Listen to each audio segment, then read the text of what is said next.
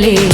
High power ఉల్లాసం, high power ఉత్సాహం, high power ఆరోగ్యం, హై పవర్ ఆనందం. గుంటూరు వారి XXL మరియు హై పవర్ హార్స్ దేశవాళీ మినపగుళ్ళు. బంధాలు అనుబంధాలు మరింత దృఢంగా, మరింత బలంగా.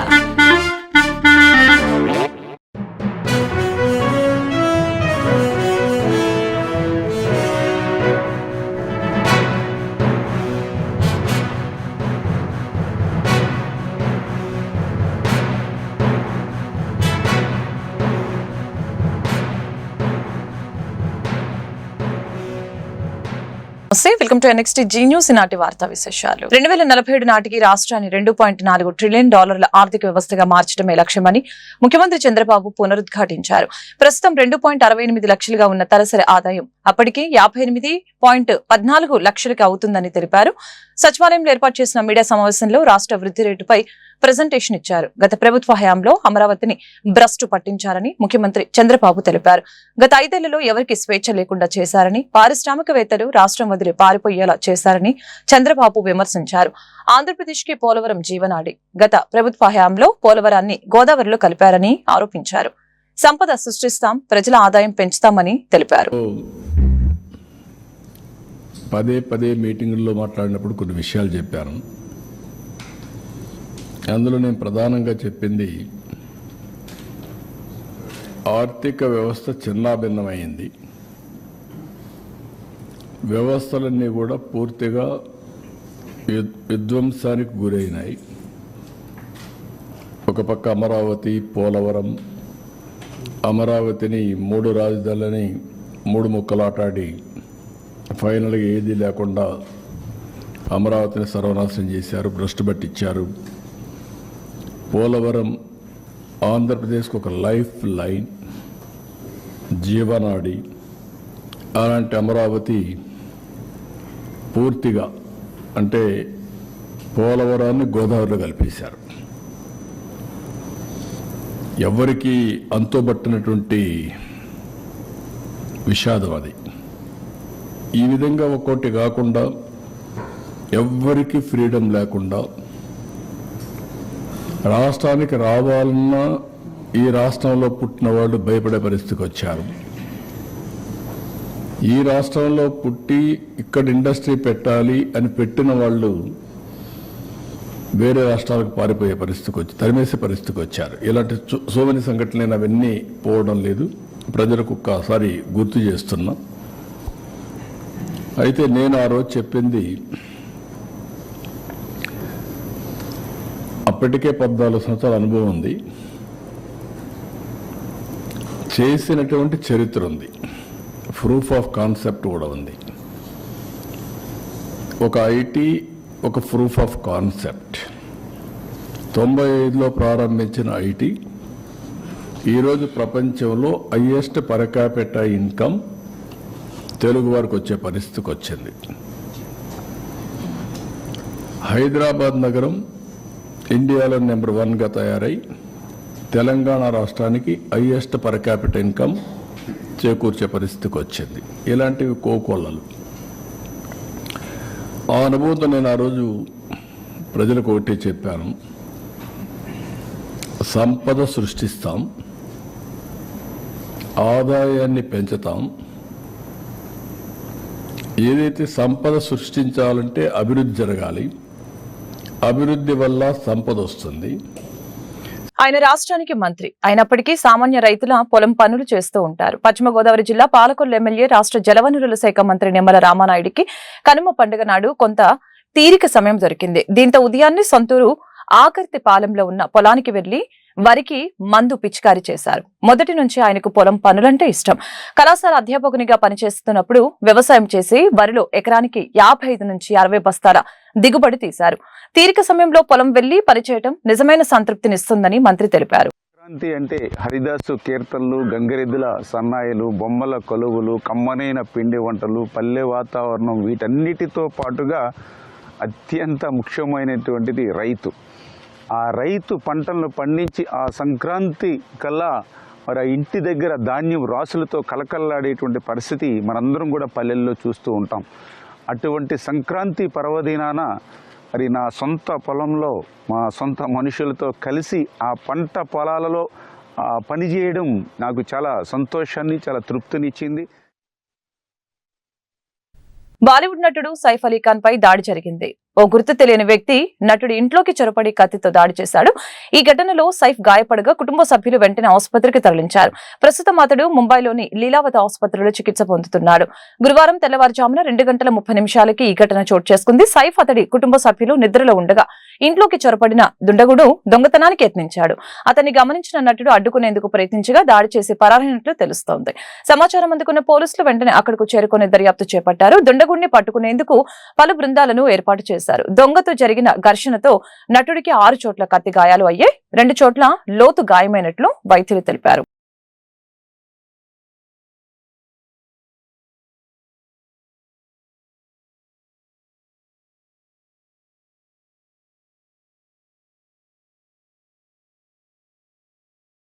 రాష్ట్ర పౌర సరఫరాల శాఖ మంత్రి నాదెండ్ల మనోహర్ ఏలూరు ప్రభుత్వ ఆసుపత్రిని తనిఖీ చేశారు. అక్కడి రికార్డుల్ని పరిశీలించారు. రోగులకు అందిస్తున్న సేవలపై వైద్య సిబ్బందిని అడిగి తెలుసుకున్నారు. ఆసుపత్రిలో సౌకర్యాలు, సేవలపై మంత్రి ఆగ్రహం వ్యక్తం చేశారు. వైద్య కళాశాల స్థాయిలో సౌకర్యాలు లేవని అసహనం వ్యక్తం చేశారు. రోగులను తీసుకువెళ్లేందుకు వీల్ చైర్లు కూడా లేకపోవడం దారుణమని అన్నారు. పారిశుద్ధ్య నిర్వహణ సరిగ్గా లేదని, డ్రైనేజీ వ్యవస్థ అస్తవ్యస్తంగా ఉందని చెప్పారు. శౌచాలయాల నిర్వహణ దారుణంగా ఉందని తెలియజేశారు. ఆసుపత్రిలో చేపట్టిన అభివృద్ధి పనుల్ని ఫిబ్రవరి నెలాఖరు నాటికి పూర్తి చేయాలని అన్నారు. లేని పక్షంలో సంబంధిత అధికారులపై చర్యలు తీసుకుంటామని హెచ్చరించారు. సుమారు 600 పడకల ఆసుపత్రి ఉభయ గోదావరి జిల్లాలకే నిజంగా ఒకప్పుడు ఏలూరు ప్రభుత్వ ఆసుపత్రి అంటే చాలా గొప్ప పేరు. డాక్టర్లు, ఇక్కడ ఉన్న నర్సింగ్ సిబ్బంది అందరూ కూడా సమాయుత్తమై ఒక టీమ్ స్పిరిట్తో పనిచేస్తే చక్కగా మనం ప్రతి ఒక్కరికి సేవలు అందించడానికి ఒక గొప్ప అవకాశం. జిల్లాలు విభజించిన తర్వాత ఇప్పుడు ప్రత్యేకంగా మన ఏలూరు జిల్లాకి ఇటువంటి ఆసుపత్రి ఉండడం మనం చాలా అదృష్టంగా భావించాలి. అయినా కానీ పేషెంట్స్ ఇతర ప్రాంతాల నుంచి కూడా, దూర ప్రాంతాల నుంచి కూడా వస్తూ ఉన్నారు ఇక్కడికి. కొంతవరకు నర్సింగ్ సిబ్బంది, అదేవిధంగా డాక్టర్లు కూడా సంఖ్య ఖచ్చితంగా డిపార్ట్మెంట్ వారీగా చెక్ చేస్తే ఇంకా ఫిలప్ చేయాల్సిన వేకెన్సీస్ చాలా ఉన్నాయి. అది ఖచ్చితంగా ఇమీడియట్ ప్రయారిటీలో అడ్రస్ చేస్తాం. నేను సూపరింటెండెంట్ గారికి మాట ఇచ్చాను. నెక్స్ట్ డిఆర్సి తప్పకుండా మేము ఆరోగ్య సమస్యలపైన మేము ఒక సెషన్ ఏర్పాటు చేసుకుంటాం. గౌరవ శాసనసభ్యులతోటి, వీళ్ళందరితోటి, కలెక్టర్ గారి ఆధ్వర్యంలో ఇక్కడున్న ఈ వ్యవస్థని మరింత పటిష్టం చేయడమే కాకుండా పేషెంట్ల పక్షాన ఆలోచించమని డాక్టర్లను కోరాను. ఇంత పెద్ద ఆసుపత్రి పెట్టుకుని మనం కార్డియాక్ కేర్ కూడా పెంచుకోవాలి. అవసరమైతే ఎంపీ గారి ద్వారా మనం కొంతమంది దాతల్ని తీసుకొచ్చి ఈ ప్రాంతానికి మనం అందించాల్సిన సహాయమే కాదు, అదొక బాధ్యతగా మనందరం కూడా తీసుకోవాలి. గుంటూరు నగరపాలక సంస్థ స్టాండింగ్ కమిటీ ఎన్నికలు ఫిబ్రవరి 3వ తేదీన ఉదయం 10:30 నుంచి మధ్యాహ్నం 3 గంటల వరకు నగరపాలక సంస్థ కౌన్సిల్ సమావేశ మందిరంలో జరుగుతాయని నగర కమిషనర్ పులి శ్రీనివాసులు తెలిపారు. జనవరి 16వ తేదీన నోటిఫికేషన్ ని ఆయన ప్రకటించారు. గురువారం నగరపాలక సంస్థ కౌన్సిల్ సమావేశంలో ఏర్పాటు చేసిన మీడియా సమావేశంలో ఆయన మాట్లాడారు. నగరపాలక సంస్థ స్టాండింగ్ కమిటీ ఎన్నికలకు సంబంధించి ఎలక్షన్ నోటిఫికేషన్ ఓటర్ల లిస్టు 16వ తేదీ ప్రకటించామని, ఓటర్ల లిస్టు నోటిఫికేషన్ ని నగరపాలక సంస్థ నోటీస్ బోర్డులో ఏర్పాటు చేయటమైందని చెప్పారు. ఈ నెల 22 నుంచి 24వ తేదీ వరకు ఉదయం 11 గంటల నుంచి 3 గంటల వరకు జీఎంసీ అదనపు కమిషనర్ ఛాంబర్ లో నామినేషన్లు దాఖలు చేయవచ్చునని అన్నారు. 24వ తేదీన అందిన నామినేషన్ల ప్రకటన జరుగుతుందని, 27వ తేదీన ఉదయం 11 గంటల నుంచి 12 గంటల వరకు నామినేషన్ల స్క్రూటినీ జరుగుతుందని, అదే రోజు వ్యాలిడ్ నామినేషన్ల ప్రకటన చేయబోతుందని చెప్పారు. ఈ నెల 30వ తేదీ మధ్యాహ్నం 12 గంటల నుంచి 3 గంటల వరకు నామినేషన్ల ఉపసంహరణ గడువు ఉంటుందని, అనంతరం తుది పోటీలోని అభ్యర్థుల పేర్లను ప్రకటిస్తామని చెప్పారు. ఫిబ్రవరి 3వ తేదీన ఉదయం 10:30 నుంచి 3 గంటల వరకు కౌన్సిల్ సమావేశ మందిరంలో ఎన్నికలు జరుగుతున్నాయని, అదే రోజు 3 గంటల నుంచి ఓట్ల లెక్కింపు, ఫలితాల వెల్లడి జరుగుతుందని తెలిపారు. సమావేశంలో అదనపు కమిషనర్ చల్లా ఓబులేసు, డిప్యూటీ కమిషనర్లు D Srinivasarao, CH Srinivasarao, council secretary P Srinivasarao పాల్గొన్నారు. ఈ షెడ్యూల్ ప్రకారం మనకి స్టాండింగ్ కమిటీ యొక్క ఎలక్షన్ సంబంధించినటువంటి నియమ నిబంధనల మేరకు ఫామ్ 1లో ఎవరైతే ఓటర్స్గా ఉంటారో వాళ్ళ యొక్క డీటెయిల్స్ పబ్లిష్ చేయడం జరుగుతుంది. ఫామ్ 1లో పబ్లిష్ చేసి అది నోటిఫికేషన్ బోర్డులో మేము పెట్టాము ఆల్రెడీ. అదే మాదిరిగా ఫామ్ 2లో వచ్చేటప్పటికి షెడ్యూల్ అనౌన్స్ చేయడం జరుగుతుంది. ఈ ఫామ్ 2లో ఈ షెడ్యూలు మరి ఇవాళ 16వ తేదీ 16/1/2025 ఈ voter list publication in form 1 అది చేసేసాము. తర్వాత ఎలక్షన్ నోటీస్ కూడా ఈరోజు ఇష్యూ చేస్తున్నాము.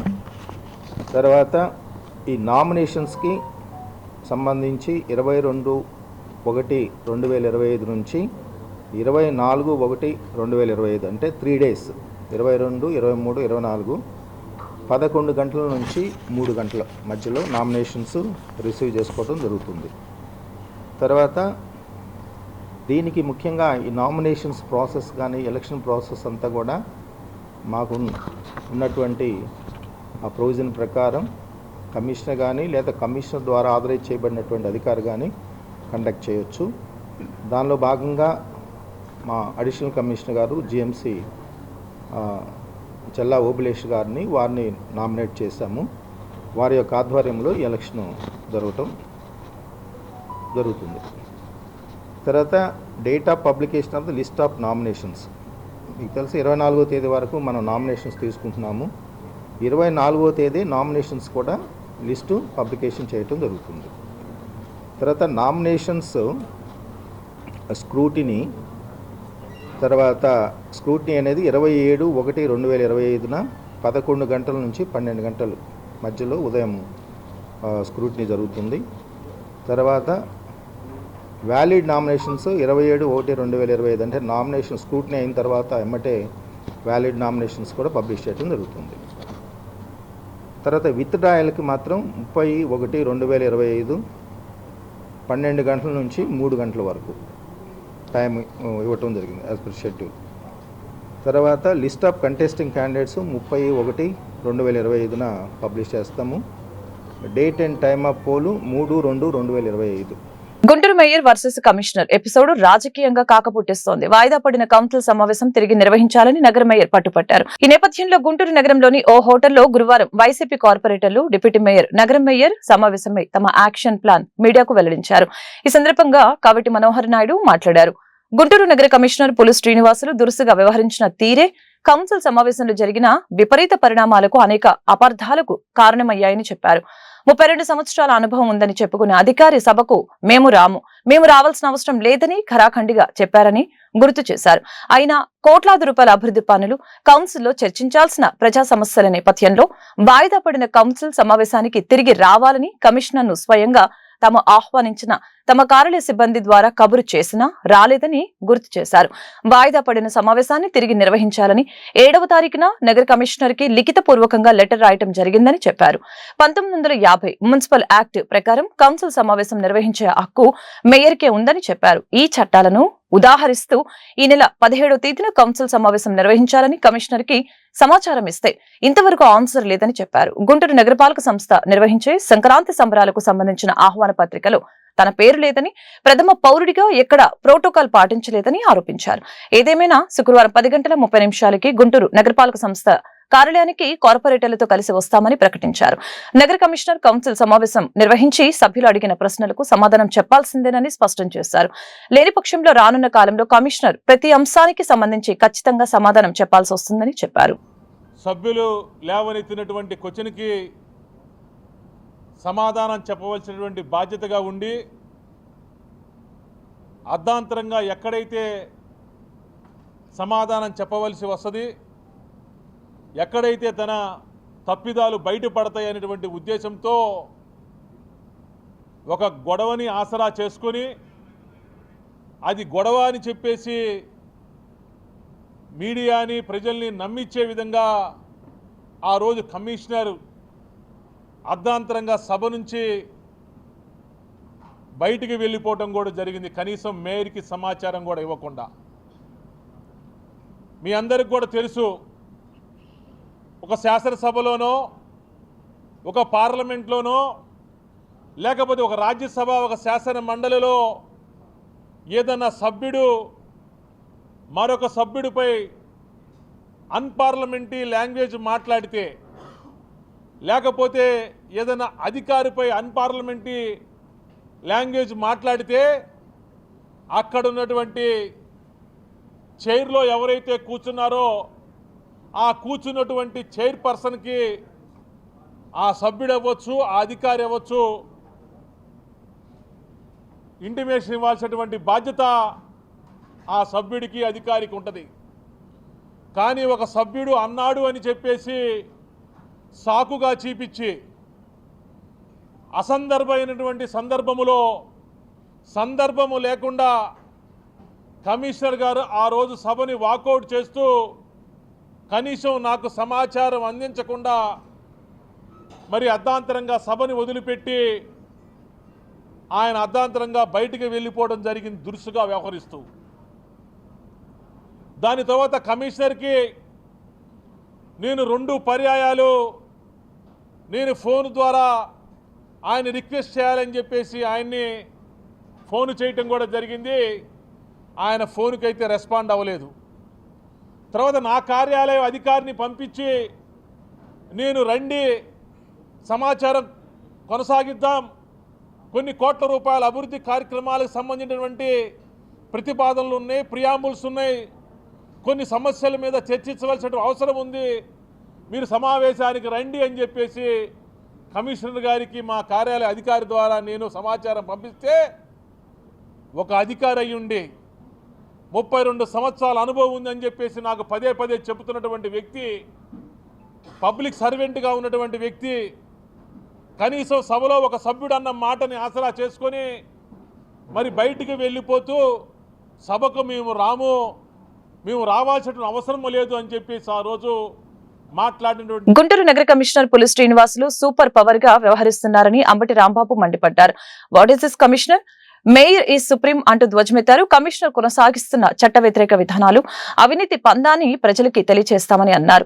విజయవాడ వరద బాధితుల సాయాన్ని కమిషనర్ స్వాహా చేశారని విమర్శించారు. బుధవారం గుంటూరులో ఆయన మీడియాతో మాట్లాడారు. మేయర్ ఆదేశాల మేరకు కౌన్సిల్ సమావేశం నిర్వహించాలని చెప్పారు. మేయర్ ప్రమేయం లేకుండానే సంక్రాంతి సంబరాలు నిర్వహించడం సరికాదని తెలియజేశారు. అలాగనే కమిషనర్ చేసే అక్రమాలు, అవినీతి రికార్డు చేస్తున్నట్లు తెలిపారు. నగర కమిషనర్ పదవి విరమణ చేసి ఎక్కడ ఉన్న చట్టం లాక్కుని వస్తుందని హెచ్చరించారు. మేయర్ గారు ప్రమేయం లేకోకుండా సంక్రాంతి సంబరాలు జరపటం మాకు ఆశ్చర్యం వేసింది. మాకు కూడా 30-40 సంవత్సరాలు రాజకీయ జీవితం ఉంది. ఎవరో ఈ కమిషనర్ నాకు అర్థం కాదు. ఈయన సూపర్ పవరా? నాకు అర్థం కాల. కమిషనర్ మన పైనుంచి దిగొచ్చాడా? He has to act according to the act. చట్ట ప్రకారం ప్రవర్తించవలసినటువంటి ఒక కమిషనర్ ఒక సూపర్ శక్తిగా అన్నిటికీ అతీతమైన వాడిలాగా యాక్ట్ చేయటాన్ని మా సమావేశం పార్టీ తీవ్రంగా ఖండిస్తుంది. రెండో అంశం, ఆయన అనుకుంటున్నాడేమో 3 సంవత్సరాలే తాను ఉంటాడు, తర్వాత రిటైర్ అయిపోతాడు అని. అయ్యా కమిషనర్ గారికి నేను మీడియా ముఖంగా చెప్తున్నా, అయ్యా గౌరవనీయులైన కమిషనర్ గారు, మీరు చేసే అక్రమాలు, అవినీతిలు నోట్ అవుతున్నాయి. మీరు రిటైర్ అయిపోయినా ఎక్కడున్న చట్టం మిమ్మల్ని లాక్కొచ్చి నిలబెడుతుంది, గుర్తుపెట్టుకోమని మనం చేస్తున్నా. ఇవాళ తెలుగుదేశం పార్టీ అధికారంలో ఉంది కాబట్టి వారు మిమ్మల్ని సపోర్ట్ చేసి మీ చేత చట్ట వ్యతిరేకమైన కార్యక్రమాలు చేయించితే తర్వాత ఇరుక్కునేది మీరు. 3 సంవత్సరాలు అయిపోయింది, నేను రిటైర్ అయిపోతాను, వెళ్ళిపోతాను, సాపాసంగా సర్దుకుని అనుకుంటున్నామేమో. చట్టం మేము రిటైర్ అయినా లాక్ వస్తుంది, గుర్తుపెట్టుకోమని మనం చేస్తున్నాం. What is this? నాకు అర్థం కాలేదు. ఏమండి, కార్పొరేషన్ తరఫున సంక్రాంతి సంబరాలు జరుగుతుంటే మేయర్ ప్రమేయం ఉండదా? మేయర్ని పిలవరా? మేయర్కి నోటీస్ ఇవ్వరా? అయ్యా మీరు రండి పాల్గొండి అని మీరే చేసుకుంటారా? ఎక్కడి నుంచి దిగొచ్చావా కమిషనరు? నాకు అర్థం కాలా. చాలామంది కమిషనర్ చూసాం, చాలామంది ఐఏఎస్ ఆఫీసర్ని చూసాం. మేము ఇట్లా ప్రవర్తించేటటువంటి కమిషనర్ని మేము ఎక్కడ చూడాలి. ఆయన డైరెక్ట్ ఐఏఎస్ఓ లేకపోతే ప్రమోట్ ఐఏఎస్ఓ నాకు తెలియదు. What is this? ఏ అధికారం మదమా నీకు? పవర్ పార్టీ నీకు అండగా ఉందనే వాళ్ళు నిన్ను కాపాడతారనే? చట్టం నుంచి ఎవడో కాపాడలేడు, గుర్తుపెట్టుకోమని మనవి చేస్తున్నా. Mayor is the superior. నేను మనవి చేస్తున్నా, మేయర్ ఇస్ ప్రథమ పౌరుడు, గౌరవం ఇవ్వాలి చట్ట ప్రకారం. నీకు ఆయనకి గిట్టకపోతే వేరు. ఇవాళ తెలుగుదేశం పార్టీ అధికారంలోకి వస్తే అది వేరు, వైసీపీ తరఫున మేము ఉంటే అది వేరు. కానీ మేయర్ ఇస్ మేయర్. ఆ మేయర్ని గౌరవించకపోవటం అనేది ప్రజాస్వామ్య విరుద్ధం. కౌన్సిల్ మొత్తాన్ని మీరు అవమానించినట్టు. ఈ అవమానానికి ఎవరు మూల్యం చెల్లించరు. తెలుగుదేశం ఎమ్మెల్యేలు మూల్యం చెల్లించరు, ముఖ్యమంత్రి గారు మూల్యం చెల్లించడు, తెలుగుదేశం ఎంపీలు మూల్యం చెల్లించరు. 3 సంవత్సరాల్లో రిటైర్ కాబోతున్న కమిషనర్ మూల్యం చెల్లించాల్సి ఉంటుంది. గుంటూరు నగరపాలక సంస్థలో నెలకొన్న దౌర్భాగ్య పరిస్థితులు గతంలో ఎన్నడూ గుంటూరు నగర ప్రజలు చూడలేదని ఎమ్మెల్సీ లీలాపిరెడ్డి ఆక్షేపించారు. కౌన్సిల్ సమావేశాన్ని అవమానపరిచే రీతిలో కమిషనర్ వ్యవహరించారని చెప్పారు. కౌన్సిల్ సమావేశంలో అర్థవంతమైన చర్చ జరగాలని అన్నారు. సభ్యులు అడిగే ప్రశ్నలకి కమిషనర్ ఖచ్చితంగా సమాధానం చెప్పాలని అన్నారు. దీనికి విరుద్ధంగా కమిషనర్ వాకౌట్ చేయడం, ఆయన వెనుక అధికారులు వెళ్లటం సరికాదని అన్నారు. గుంటూరు నగరంలో ఏర్పాటు చేసిన మీడియా సమావేశంలో అప్పిరెడ్డి మాట్లాడారు. గుంటూరు నగర అభివృద్ధికి వైసీపీ పాలక వర్గం కట్టుబడి ఉందని చెప్పారు. నగర కమిషనర్ అధికార పక్ష నేతలతో కలిసి కౌన్సిల్ ని అబాసుపాలు చేస్తున్నారని మండిపడ్డారు. నగర కమిషనర్ పోలీస్ శ్రీనివాసులు ఇకనైనా తన తీరు మార్చుకోవాలని సూచించారు. కార్పొరేషన్ సంబంధించి 16 దశాబ్దాలు పైగా మున్సిపాలిటీగా ఉన్నప్పుడు కానీ కార్పొరేషన్గా రూపాంతరం చెందినటువంటి పరిస్థితుల్లో కానీ అనేక రాజకీయ పార్టీలు అధికారంలో కొనసాగినటువంటి పరిస్థితుల్లో కూడా మున్సిపాలిటీలో కానీ కార్పొరేషన్లో కానీ ఏ పార్టీకి సంబంధించినటువంటి వ్యక్తులు ఎన్నికైనటువంటి పరిస్థితుల్లో కూడా ఇటువంటి దౌర్భాగ్యమైనటువంటి పరిస్థితులు ఇప్పటి వరకు కూడా గుంటూరు ప్రజానికం చూసినటువంటి పరిస్థితి లేదు. మొట్టమొదటిసారిగా ఎన్నికైనటువంటి కౌన్సిల్ని అవమానపరిచే రీతిలో, కౌన్సిల్ని అవమానపరచడం అంటే 10 లక్షల మంది జనాభా గల గుంటూరు ప్రజలందరినీ కూడా అవమానించినట్లుగానే వైఎస్ఆర్ కాంగ్రెస్ పార్టీ భావిస్తూ ఉంది. కౌన్సిల్ సమావేశాల్లో వైఎస్ఆర్ కాంగ్రెస్ పార్టీగా అర్థవంతమైనటువంటి చర్చ జరగాలని, మంచి చెడులు రెండు కూడా విశ్లేషించాలనే ఆలోచనతోనే వైఎస్ఆర్ కాంగ్రెస్ పార్టీగా కార్పొరేటర్స్ కానీ, మేయర్స్ కానీ, డిప్యూటీ మేయర్స్ కానీ అందరూ కూడా ముందుకు కొనసాగుతున్నటువంటి పరిస్థితులు కూడా మనం చూస్తూ ఉన్నాం.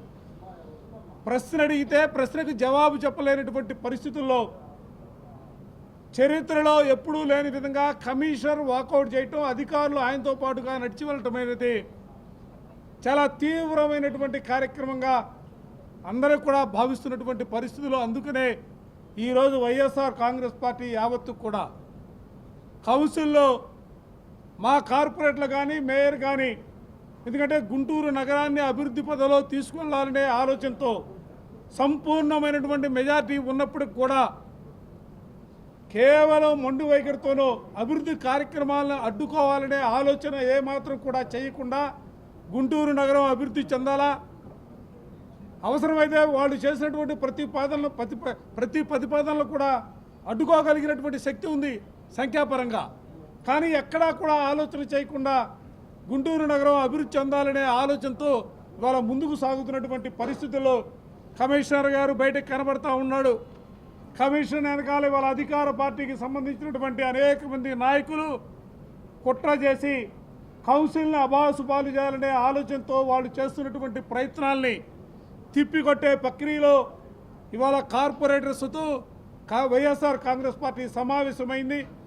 భవిష్యత్తుకు సంబంధించి కూడా దీనిపైన పూర్తి స్థాయిలో అవసరమైతే దీన్ని ప్రజా పోరాటంగా ముందుకు తీసుకోవడానికి కూడా వైఎస్ఆర్ కాంగ్రెస్ పార్టీ సిద్ధంగా ఉందన్న సందేశాన్ని ఇవాళ అధికారులకి, ప్రభుత్వంలో ఉన్నటువంటి తెలుగుదేశం నాయకులందరికీ కూడా చాలా స్పష్టంగా చెబుతా ఉన్నాం. గుంటూరు నగరపాలక సంస్థ కౌన్సిల్ సమావేశంలో డిప్యూటీ మేయర్ ఉపయోగించిన భాష తనను ఎంతో బాధించిందని నగర కమిషనర్ పోలీస్ శ్రీనివాసులు వ్యాఖ్యానించారు.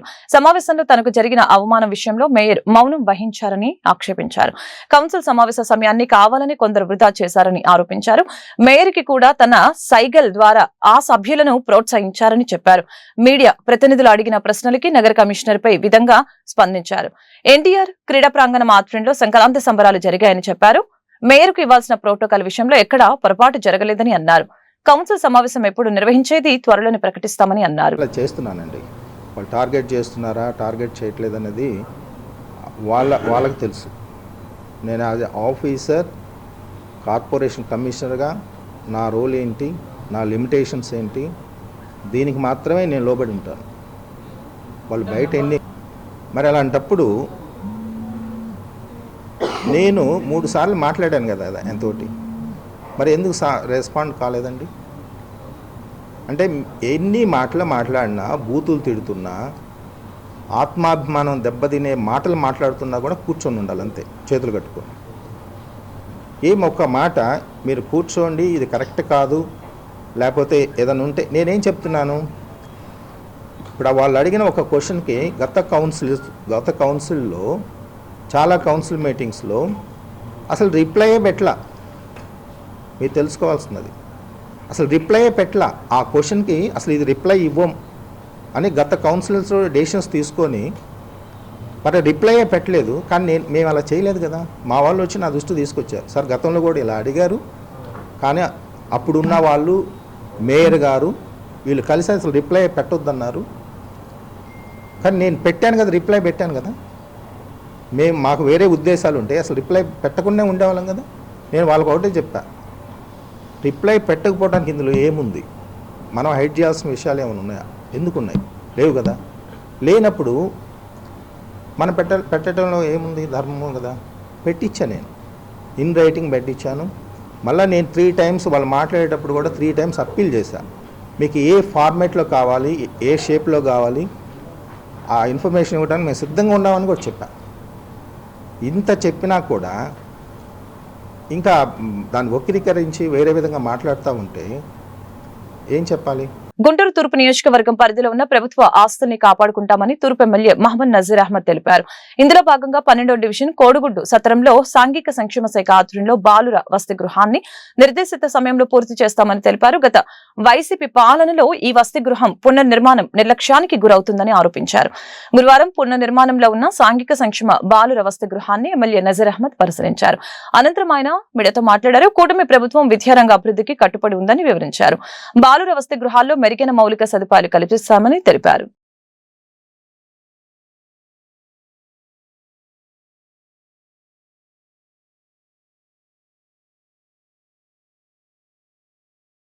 గుంటూరు నగరంలో దాదాపు 50 సంవత్సరాల చరిత్ర కలిగినటువంటి కోడిగుడ్డు సత్రం సాంఘిక సంక్షేమ శాఖ ఆధ్వర్యంలో ఇక్కడ హాస్టల్, బాయ్స్ హాస్టల్ కోసం ఏర్పాటు చేయడం జరుగుతుంది. గత ప్రభుత్వంలో పూర్తిగా నిర్లక్ష్యం వహించి 2014లో దాదాపు 3 కోట్ల అంచనాతో ఈ హాస్టల్ ని పూర్తిగా పునర్నిర్మాణం చేసేటువంటి కార్యక్రమాన్ని ప్రారంభించి 5 సంవత్సరాల్లో దాదాపు 2 కోట్ల చిల్లర వరకు పనులు జరిగినప్పటికీ కూడా గత 5 సంవత్సరాల్లో వైసీపీ పరిపాలన పూర్తిగా నిర్లక్ష్యం చేసినటువంటి పరిస్థితులు.